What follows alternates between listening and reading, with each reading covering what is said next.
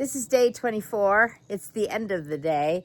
It started out with a real big bang because I had just taken the dogs out extremely early this morning, and it started to pour rain and make a lot of thundering noises. Scared one of my dogs to death. She just clung to me for a few hours. So it was a very interesting morning of walking around a muddy ranch and trying to get chores done. But, you know, it was just so darn wet. I like coming out at night time here. You can see there's a shadow behind me from my security light in front of me. We've always had that little security light going on. And I have one other in the property at a different part of the downhill area, which comes in very handy if you have to walk down there. You can see there's some lighting there over my shoulder. That is lighting a very rocky path, easy to fall and stumble, but I have that. And the only time it's worrisome is when it's a snowy, wintry, icy type place. I have a running headlamp that I often use when I'm out doing chores early in the morning or having to do something late at night because of some kind of an issue that happens on the ranch. Today was a holiday here for many people. They celebrate the Christian holiday of Easter. For me, it was one that involved a lot of detailed thought work that I had to do. I'm investigating purchasing some more alpacas to add to the herd, and it's a very long process of evaluating what you're going to need, when you're going to need it, at the age they are, how much you're going to spend, whether you have the facilities for it. But what I was working on today, and I found very interesting that this thought came to me, I just sort of realized that I am not limited in any way to what I have done before. Just because I did it that way many, many other years ago does not mean I have to continue to do it in that same way.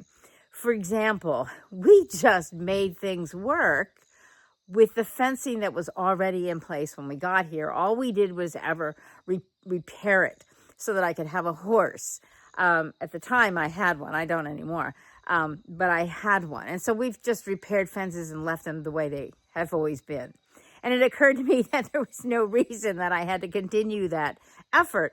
I could expand things and make them bigger just by moving a fence line several feet over, or adding something new, a different paddock of some kind somewhere else. So exploring that new thought process was very liberating, because I had been living with a past script, as I talked about the other day.